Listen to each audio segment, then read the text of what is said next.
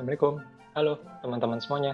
Pada video kali ini kita akan bersama-sama melakukan evaluasi sekaligus sama mempelajari bagaimana tata cara untuk mengestimasi tingkat pertumbuhan perusahaan dengan menggunakan metode CAGR atau Compound Annual Growth Rate. Nah, teman-teman, jadi apa sih sebenarnya Compound Annual Growth Rate itu? Baik, jadi Compound Annual Growth Rate merupakan suatu alat ukur untuk kita mengetahui bagaimana sih tingkat pertumbuhan perusahaan. Mungkin bakalan di bagian bawah ini nanti akan saya berikan contoh seperti bagaimana itu menghitung dari Compound Annual Growth Rate. Nah, jadi di sini gunanya itu kegunaan dari Compound Annual Growth Rate itu kita bisa untuk memperhalus tingkat dari pertumbuhan perusahaan.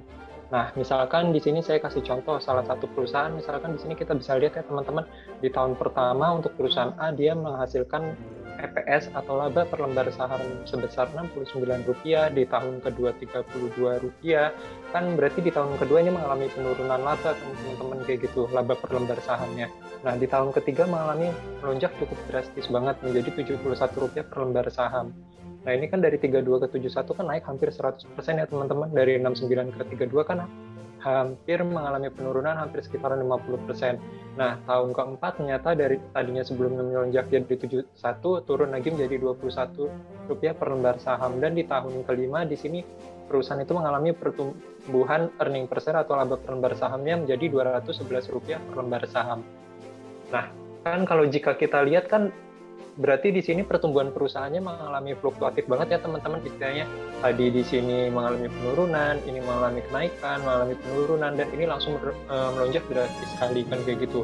Nah, gunanya dari konsep dari Compound Annual Growth Rate ini atau konsep dari CAGR ini, kita akan mengetahui kira-kira dari data 5 tahun ini, data keuangan perusahaan ini. Nah, nanti kita bakalan mengestimasikan berapa sih rata-rata tingkat pertumbuhan perusahaan selama 5 tahun kayak gitu. Nah, kan kalau misalkan kita lihat kan dari tahun ke tahun kan ini bergeraknya fluktuatif, bisa naik, bisa turun tingkat pertumbuhannya. Bahkan bisa jadi di sini tingkat pertumbuhannya minus tadi kan kalau kita bandingkan antara satu tahun dengan tahun-tahun yang lain. Nah, dengan menggunakan konsep metode CAGR di sini, kita bakalan bisa mengestimasikan dari data keuangan yang ada, terus habis itu bakalan kita estimasikan kira-kira selama data keuangan yang ada beberapa tahun di sini itu tingkat rata-rata pertumbuhan perusahaan itu berapa sih? Nah, itu satu. Nah, yang kedua, nanti di sini juga untuk metode dari CAGR ini bermanfaat banget ya teman-teman. Mungkin kalau misalkan kita melihat dari tingkat pertumbuhan perusahaan selama 5 tahun ini misalkan dihasilkan tingkat pertumbuhan perusahaan itu sebesar 15% kayak gitu. Nah, otomatis dari tingkat pertumbuhan perusahaan ini sebesar 15%, berarti kan tingkat pertumbuhan perusahaan ini rata-rata tingkat pertumbuhan perusahaan di tahun ke-1, tahun kedua, tahun ketiga, bahkan sampai tahun kelima, di sini berarti rata-ratanya per tahun itu sekisaran 15%. Nah, jika kita bandingkan tingkat rata-rata pertumbuhan perusahaan tersebut, jika dibandingkan dengan imbal hasil dalam bentuk deposito, ataupun misalkan imbal hasil dalam bentuk kita investasi dalam bentuk obligasi atau sukuk pemerintah, kan kayak gitu, ini kan imbal hasilnya tuh jauh lebih tinggi seperti itu. Nah, mungkin biar kalian nggak terlalu bingung, kita langsung aja deh nanti kita kasih contoh untuk mengestimasikan tingkat rata-rata pertumbuhan perusahaan untuk perusahaan A ini berapa sih kayak gitu. Oke, mungkin saya kasih contoh lagi ya, di sini ada lagi satu lagi perusahaan B. Nah, di sini sedangkan untuk perusahaan B, di sini rata-rata tingkat laba yang dihasilkan perusahaan di tahun pertama Rp19, tahun kedua 30, tahun ketiga 49, tahun keempat 59, dan tahun kelima di sini 95. Jika kita lihat sih ya, antara perusahaan A dan perusahaan B, di sini kan kalau perusahaan A labanya itu cenderung naik turun atau bergerak fluktuatif, dan sedangkan kalau perusahaan B di sini konsisten naik ya dari tahun ke tahun.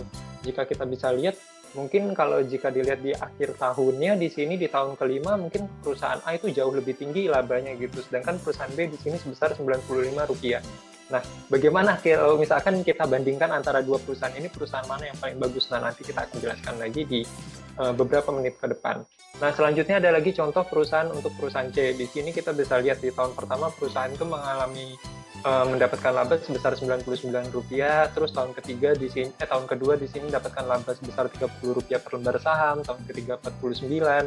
Kan tahun pertama kedua di sini mengalami penurunan mengalami kenaikan lagi, tahun keempat di sini mengalami kenaikan lagi ya teman-teman, kan kayak gitu istilahnya. Nah, terus tahun kelima di sini jadi Rp95 mengalami kenaikan lagi. Nah,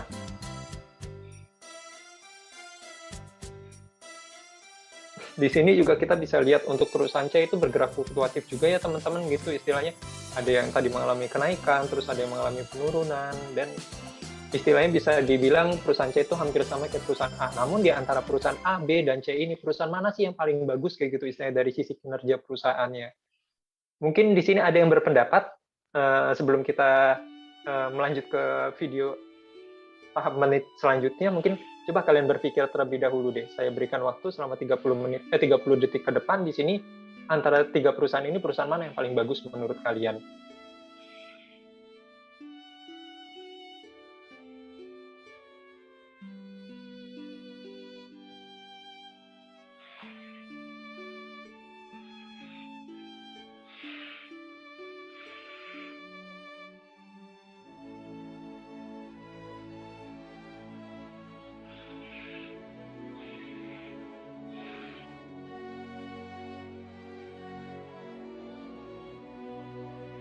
Baik, teman-teman, sebelum kita mengetahui di antara ketiga perusahaan ini perusahaan mana yang paling bagus, coba kita analisis terlebih dahulu. Oke, untuk menggunakan metode dari CAGR di sini, rumusnya seperti ini, teman-teman. Nilai akhir atau earning per share perusahaan di tahun terakhir dibagi dengan earning per share perusahaan di tahun awal dipangkatkan 1 per jumlah tahunnya di sini itu berapa tahun. Kebetulan kan tadi di sini itu jumlah tahunnya 5 ya, 1, 2, 3, 4, 5. Nah, berarti di sini jumlah tahunnya 5. Nah, berarti nanti di sini 1 per jumlah tahunnya 5, dikurangin 1, terus habis itu dikurangin 1. Nah, berarti nanti di sini ya, ini jangan sampai salah ya, ini nilai ini sama ini dulu kalian hitung hasilnya berapa, terus baru nanti kalian pangkatkan.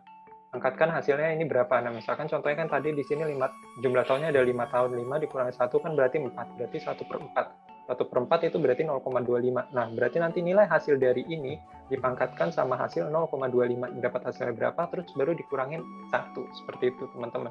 Oke, teman-teman, mungkin kita langsung hitung aja ya. Untuk yang nilai perusahaan A itu bagaimana sih hasilnya? Nah, hasilnya seperti ini.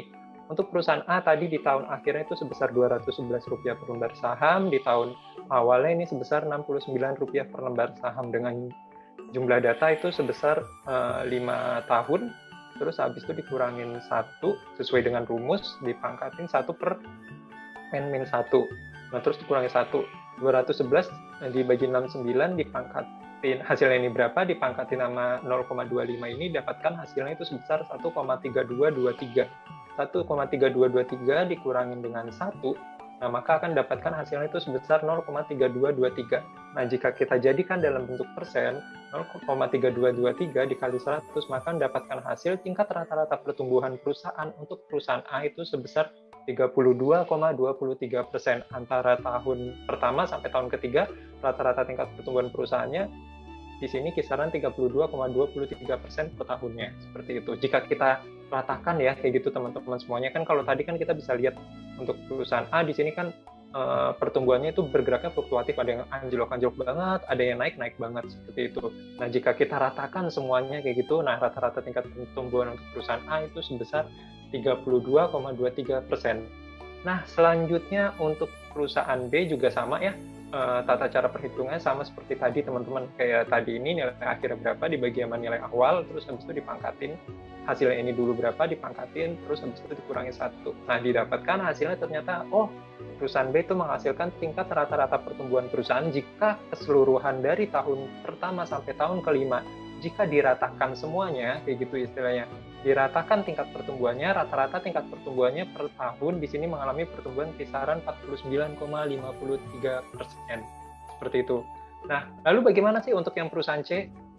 Baik, di sini kan kalau kita lihat untuk perusahaan C di tahun awalnya sebesar 99, sedangkan tahun akhir di sini 95.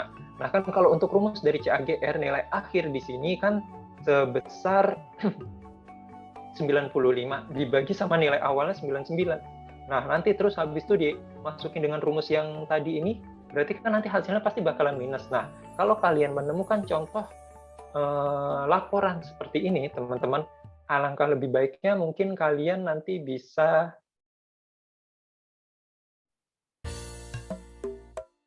membuang data tahun awal. Nah, jadi nanti data yang kita pakai itu cuma sebanyak 4 tahun, kayak gitu. Nah, berarti nanti yang kita pakai itu datanya dari tahun kedua sampai dengan tahun kelima seperti ini. Nah, kalau misalkan dari rumus metode CAGR di sini itu tidak bisa istilahnya untuk tahun akhirnya itu lebih rendah daripada tahun awal. Diusahakan di sini untuk dengan menggunakan metode konsep dari CAGR, tahun akhir itu harus lebih tinggi jika dibandingkan dengan tahun awal. Nah, lalu bagaimana kalau misalkan di sini kita dapat data-data tahun sebelumnya, sebelum misalkan ini tahun 2015, 16, 17, 18, 19. Nah, misalkan ini tahun 2015 ya, misalkan datanya. Nah, lalu bagaimana kalau kita misalkan dapat data tahun 2014, misalkan didapat hasilnya di sini misalkan ya teman-teman, misalkan hasilnya itu sebesar 50. Nah, ya udah berarti nanti di sini ya nilai akhirnya 95 dibagi sama nilai awalnya di sini itu tadi 50, berarti 95 dibagi 50 itu hasilnya berapa. Nah, nanti terus dipangkatkan 1 per jumlah tahun. Nah, misalkan tadi di sini ada 50. 50 kan berarti tahun pertama, tahun kedua, tahun ketiga, tahun keempat, tahun kelima, tahun keenam. Nah, berarti kan jumlah datanya ada 6 tahun. Berarti nanti 1 per jumlah tahunnya itu ada 6 tahun, berarti 6 dikurangin 1. Seperti itu teman-teman. Dan nanti tinggal kalian masukkan aja ke rumus dapat hasilnya itu berapa. Seperti itu teman-teman. Nah, lalu jika perusahaan C di sini kita sudah buang datanya perusahaan di sini tahun awalnya karena lebih tinggi jika dibandingkan dengan tahun akhir, nah baru kita menggunakan, karena kebetulan di sini dia nggak ada data tahun sebelumnya lagi, jadi kita menggunakan data tahun setelahnya. Tahun setelahnya nih datanya itu sebesar Rp30 per lembar saham. Nah, maka akan didapatkan tingkat rata-rata pertumbuhan perusahaan untuk perusahaan C adalah sebesar 95 dibagi dengan data tahun ini 30 dipangkatkan 1 per, karena ini jumlah datanya itu hanya karena 99 itu sudah kita buang, jadi cuma ada 4 tahun. 1, 2, 3, 4. Berarti 1 per 4 min 1. Nah, dimasukin dalam rumus, didapatkan hasilnya itu tingkat rata-rata pertumbuhan perusahaan untuk perusahaan C di sini sebesar 46,28. Oke, nah di antara ketiga perusahaan ini ternyata kebetulan semuanya sama bergeraknya di dalam satu sektor. Misalkan di sini perusahaan A sama bergerak di sektor makanan, B sektor makanan, dan perusahaan C di sini bergerak di sektor minuman. Nah, kan sama-sama ya, ibaratnya bergeraknya di sektor food and beverage atau makanan dan minuman. Nah, berarti kan di antara ketiga perusahaan ini berarti jika dilihat dari tingkat pertumbuhan perusahaannya, maka tingkat pertumbuhan perusahaan yang paling bagus di sini itu yang cukup konsisten menghasilkan laba itu perusahaan B. Dia kita bisa lihat tingkat pertumbuhan perusahaan dengan menggunakan konsep dari CAGR di sini cukup tinggi ya, sebesar 49,53%.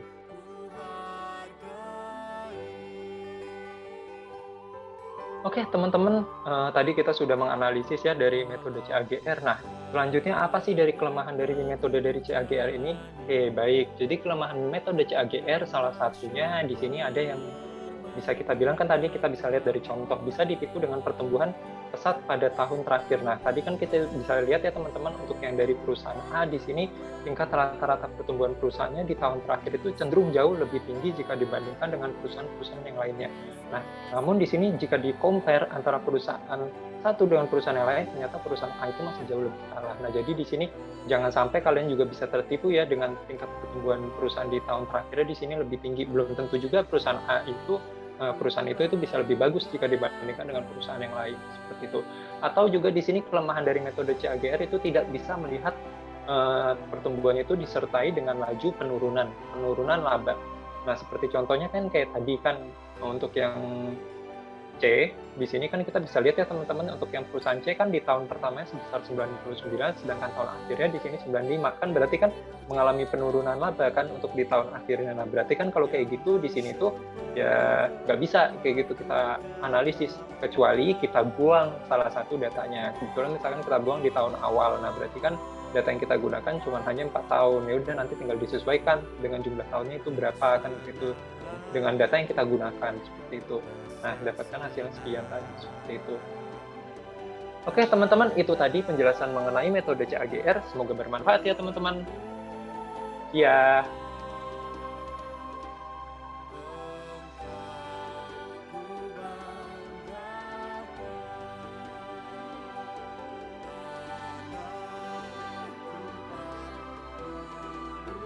Baik, teman-teman semuanya, mungkin kalau misalkan di sini kita akan langsung aja ya praktek kayak gitu, ngambil salah satu contoh perusahaan yang sudah terdaftar di Go Public.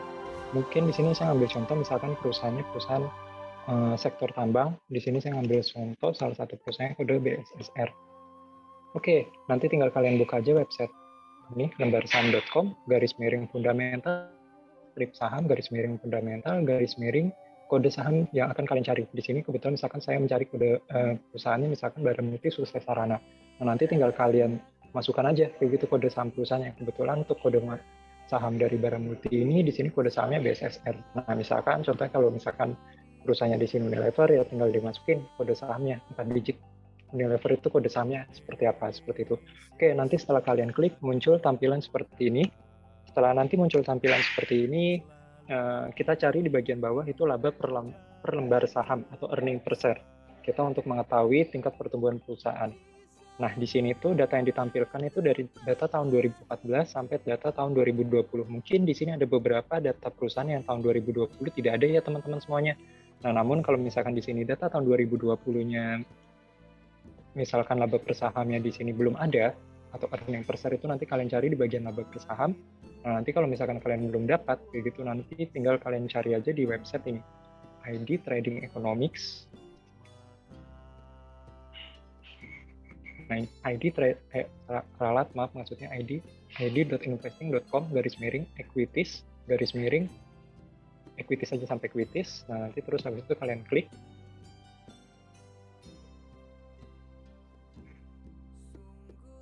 Nah, lalu nanti di bagian search di sini kamu masukin kodenya, kode perusahaannya. Misalkan sebagai contoh saya BSSR, tinggal saya masukin BSSR. Nah, nanti tinggal dipastiin lagi nama perusahaan. Kadang nanti di sini ada yang kodenya sama, namun di sini nama perusahaan itu berbeda-beda ya. Karena di sini untuk yang dari website ID Investing ini nggak cuma di Indonesia saja, namun beberapa perusahaan-perusahaan yang ada di seluruh dunia juga terrecord ada di website ID Investing ini. Nah, sebagai contoh ini saya klik Baramulti Sukses Sarana, nah nanti akan muncul tampilan seperti ini. Nah, setelah kalian muncul tampilan seperti ini, kalian klik yang di bagian finansial, terus habis itu kalian klik di bagian laporan laba rugi. Nah, setelah kalian klik di laporan laba rugi, nah sama ya teman-teman, seperti kemarin kan saya sempat jelasin untuk laporan keuangan itu ada yang laporan triwulan sama laporan tahunan. Nah, jadi nanti yang bakalan kita pilih itu data laporan tahunan, bukan laporan triwulan ya. Kalau triwulan itu kan per 3 bulan, per 3 bulan sekali. Kalian klik tahunan, terus nanti bakalan muncul tampilan seperti ini. Nah, terus kalian cari di bagian bawah itu laba per saham dasar, atau di sini EPS dilusi yang dinormalisasi, atau kalau enggak di sini EPS setelah terjadi dilusi. Nah, kebetulan di sini tuh dijelasin dalam satuannya itu dalam USD. Nah, berarti nanti di sini kan berarti 0,01 kali sama kurs dolar yang berlaku saat ini. Ini kebetulan karena di sini data keuangan saya ini dalam bentuknya USD ya teman-teman. Berarti nanti di sini 0,01 dikali sama 14.000. Nah, maka didapatkan hasilnya EPS-nya itu sebesar Rp140. Nah, ini kan untuk data tahun 2020, ya tahun 2020. Nah, terus habis itu di sini di tahun 2014 laba per lembar sahamnya itu sebesar 12,05. Kan jadi kan karena di sini tuh datanya dalam bentuk rupiah tahun 2014, otomatis juga nanti di sini datanya kalau misalkan data keuangan di sini dalam bentuknya dolar, ya kalian jadikan konversikan dulu menjadi mata uang rupiah. Seperti itu. Mungkin saya ambil contoh ya, salah satu misalkan perusahaan yang bentuknya dalam mata uang rupiah. Nah, ini sebagai contoh misalkan gudang garam. Caranya sama, nanti tinggal diklik seperti sebelum. Nah, teman-teman, muncullah datanya seperti ini. Nah, setelah nanti muncul tampilan seperti ini, terus nanti kalian cari ini, EPS dilusi yang dinormalisasi. Nah, di sini kita bisa lihat laba per lembar sahamnya di sini sebesar 3.974,73 sen. Nah, berarti nanti tinggal dimasukin. Kalau ini yang khusus untuk yang gudang garam ya, bukan BSSR tadi. Karena di sini jelasin dalam satuan Indonesian rupiah, seperti itu. Oke, caranya untuk menghitung mungkin simpel aja ya sih ya teman-teman. Tadi kan di sini kita sudah dapatkan datanya itu sebesar, kebetulan di sini udah ada ya teman-teman, Rp164,53 per lembar. Oke teman-teman, kayaknya kalau misalkan kita lihat kok di sini berbeda ya sama hasil hitungan tadi kan. Kalau misalkan 0,01 dikali 14 itu kan didapatnya sekitaran Rp140 kan. Nah, karena ini saya menggunakan asumsi estimasi ya. kurs dolar itu di harga 14.000. Sebenarnya kurs dolar itu bisa berbeda-beda kayak gitu, tergantung pada hari penutupan. Kebetulan karena di sini saya pakai asumsi 14.000. Mungkin kalian bisa mencari ya kurs dolar per tanggal 30 Desember itu berlaku di harga berapa, 30 atau 31 Desember untuk tahun yang berjalan. Nah, kebetulan di sini saya pengen mencarinya tahun terakhir itu tahun 2020. Nah, berarti nanti tinggal simpel aja kalian cari aja kurs dolar tanggal 31 Desember tahun 2020 itu berlaku di harga berapa, seperti itu. Nah, kita asumsikan aja ini, saya pakai angka yang ini ya, 164,53. 164,53. Ini kan untuk cara mencari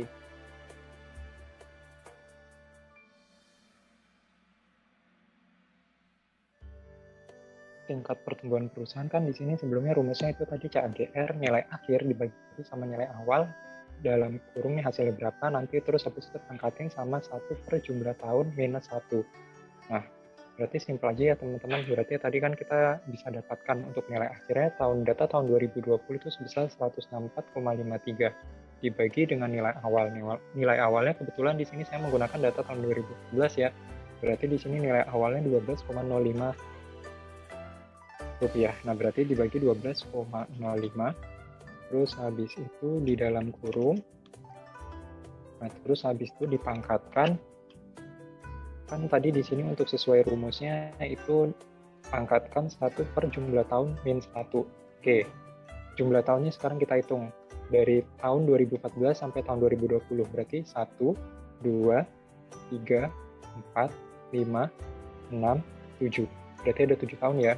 1, 2, 3, 4, 5, 6, 7.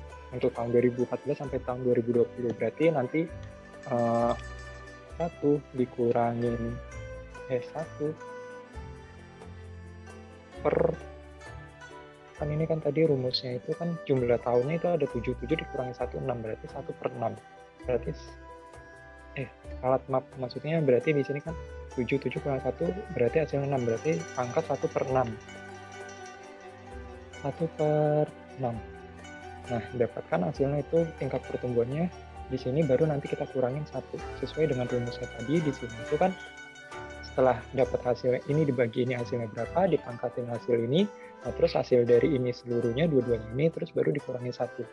Nah, nanti setelah didapatkan hasilnya itu tadi sebesar 1,54 ini, terus habis itu dikurangin 1. Didapatkan hasilnya itu sebesar 0,5460 atau dibulatkan jadi bentuk persentase, dapatkan hasilnya itu sebesar 54,60%. Nah, berarti tingkat rata-rata pertumbuhan perusahaan khususnya untuk member sukses sarana ini tadi didapatkan hasilnya itu sebesar 54,60% bila disetarakan ya teman-teman semuanya seluruhnya dari tahun 2014 sampai tahun 2020. Nah, kan kalau dilihat dari sini kan datanya itu kan bergeraknya fluktuatif kan ya tingkat labanya kayak gitu. Nah, kalau disetarakan seluruhnya itu tingkat rata-rata pertumbuhan perusahaan sebesar 54,60%.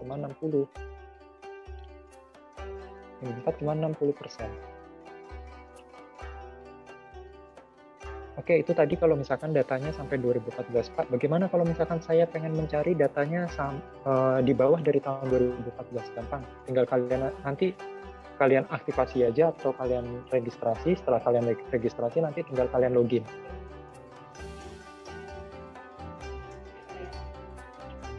Nah, di sini kita bisa lihat ya teman-teman, datanya dari tahun 2011 di bawah tahun 2014 ada tahun 2011, 2012, 2013, atau mau mencari lagi yang di bawah dari tahun itu juga di sini ada. Tinggal kalian bisa lihat aja di bagian grafik.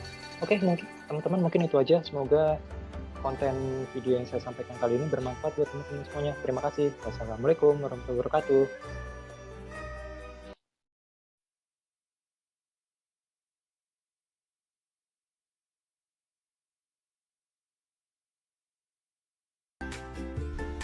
Hai, perkenalkan nama saya Novia Tamlia, saya dari kelompok 3.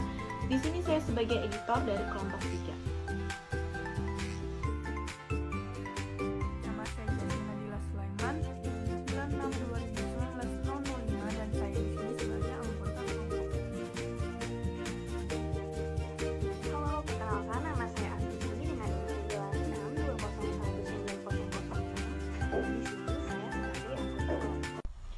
Selanjutnya, saya akan membahas mengenai company profile dari PT Pan Brothers atau dengan kode IDX PBRX yang merupakan industri tekstil dan beberapa variannya. Berikut adalah company profile dari PT Pan Brothers atau dengan kode IDX PBRX. Selamat menonton. PT Pan Brothers Tbk atau dengan kode saham PBRX merupakan perusahaan yang bergerak dalam bidang industri tekstil yang produksi utamanya merupakan pakaian. Dan ini merupakan grafik pertumbuhan dari PBRX dari tahun 2015 hingga 2023 mendatang.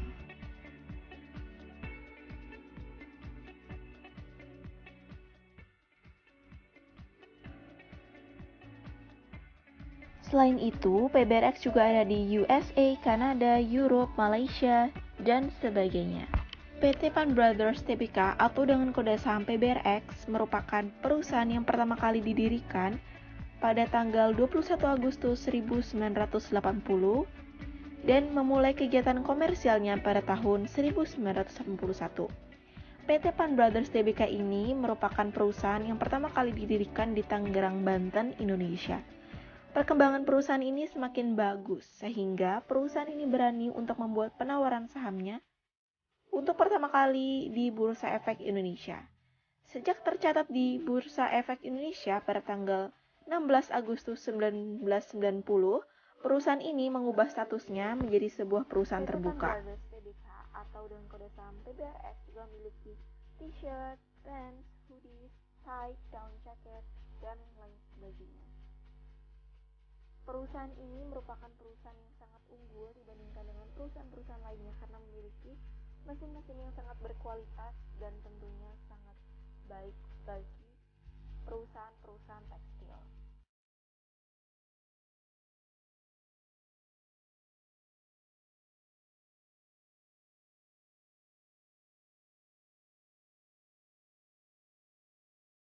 Selain itu, PT Pan Brothers Tbk atau PBRX juga memiliki beberapa awards atau penghargaan seperti ISO 9001 pada tahun 2008, ISO 9001 pada tahun 2015, dan sebagainya.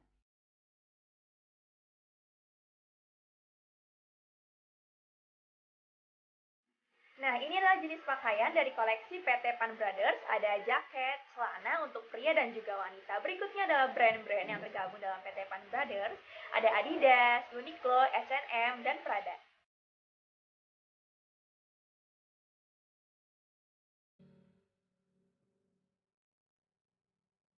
Berikutnya adalah brand-brand yang tergabung dalam PT Pan Brothers. Ada Adidas, Uniqlo, H&M, dan Prada. Nah, ini adalah contoh dari model brand koleksi Pan Brothers. Ada Uniqlo, salah satu brand yang banyak diminati dengan produk turtleneck, outer, t-shirt, cardigan dengan berbagai model. Nah, untuk yang kedua masih dengan brand Uniqlo. Ini adalah produk hoodie dan jaket yang cocok banget untuk dipakai sebagai daily outfit dan yang pastinya dengan bahan yang berkualitas. Berikutnya dari Polo Ralph Lauren. Produk ini merupakan produk sweatshirt, knit vest, rompi rajut, sweater rajut, knit sweater, dan jaket-jaket yang cocok banget untuk dipakai saat edisi winter musim dingin.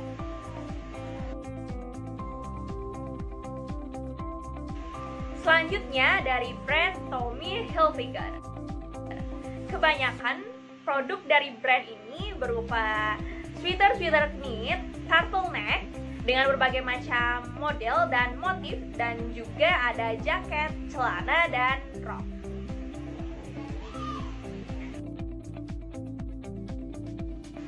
Kemudian ada dari brand Prada, kebanyakan berupa blazer, outer, shirt, vest, rompi-rompi, dan jangan lupa untuk produknya yang paling terkenal yaitu koleksi bag. Koleksi tasnya ada berupa sling bag, handbag, dan mini bag.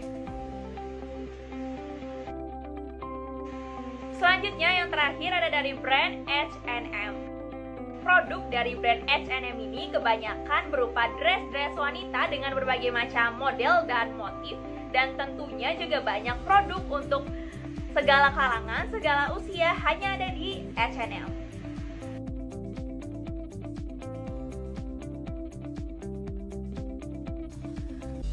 Tanggal IPO dari PT Pan Brothers adalah tanggal 16 Agustus tahun 1990. Dan ini merupakan ikhtisar keuangan atau laporan keuangan dari PT Pan Brothers Tbk. Dapat kita lihat pada jumlah saham yang beredar atau total outstanding share dari PT Pan Brothers adalah sebesar 6.476.296. Selain itu, laba per saham yang didistribusikan kepada pemilik entitas induk pada USD 2019 adalah sebesar 0,0031 USD.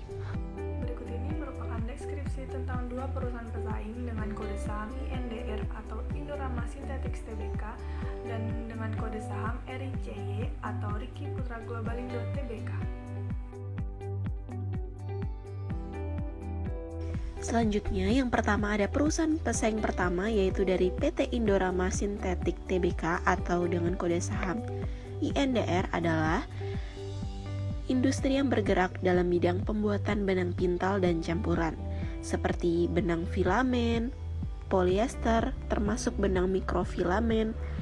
Selanjutnya ada serat stapel polyester, PET resin, tekstil, grade chips, dan kain polyester atau abu-abu dan finish. PT Indorama Synthetic Tbk memperoleh investasi barang tertentu dan pembangkit listrik untuk penggunaan tawanan. Perusahaan ini beroperasi secara komersial pada tahun 1976. Selain itu, untuk IPO atau penawaran umum perdana dari PT Indorama Synthetic Tbk adalah pada tanggal 3 Agustus 1990. PT Ricky Putra Globalindo Tbk atau dengan kode saham RICY merupakan perusahaan yang berbasis di Indonesia yang bergerak dalam bidang industri pakaian dan tekstil. Perusahaan ini memiliki produk yang paling besar yaitu produksi pakaian dalam laki-laki. Seperti ada 7 merek utama yaitu ada Ricky, GT Men, Risoni, GT Men Kit, GT Kit, GT Men Sport, dan lain-lain. Produk-produk ini dijual ke pasar domestik dan internasional. Kantor pusat perusahaan ini berada di Jakarta dengan pabriknya di Bandung. Pada tanggal 2 Juli 2014, perusahaan mengumumkan bahwa perusahaan mendirikan anak perusahaan di Vietnam. Lalu untuk tanggal IPO dari RICY adalah 22 Januari 1998. Selanjutnya saya akan membahas mengenai beberapa data keuangan dari PBRX atau PT Pan Brothers dan kinerja dari perusahaan dari PT Pan Brothers dengan kode IDX PBRX. Diskon cash flow pada tugas sebelumnya yang dilihat dari dividen, EPS, dan per yang divaluasi. Yang pertama dari PBRX, untuk dividennya pada tahun 2010 hingga 2012 tidak ada atau tidak membagikan dividen. Lalu untuk RICY dari 2010 sampai 2000 hingga 2013 tidak membagikan dividen. Untuk INDR pada tahun 2010 dan 2013 tidak membagikan dividen. Kriteria 2 pada metode DCF adalah didapatkan untuk PBRX CAGR-nya adalah sebesar 11,48%, untuk RICY CAGR-nya sebesar 5,20%, dan INDR CAGR-nya adalah sebesar 10,63 dan batas CAGR adalah 15%. Dan ini kriteria 3 dari metode DPS adalah menghitung future value EPS dan proyeksikan 10 tahun ke depan. Dan kriteria 4 dari metode DCF adalah menghitung estimasi akumulasi dividen dari PBRX, RICY, dan INDR. Selanjutnya pada kriteria 5 adalah menghitung future value harga saham dari PBRX, RICY, dan INDR. Untuk future value price adalah estimasi harga saham per tahun.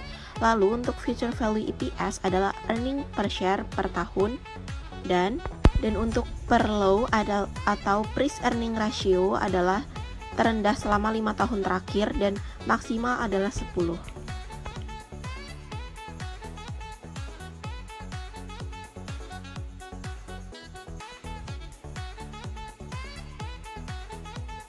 Selanjutnya, kriteria 6 pada metode DCF adalah menghitung total future value.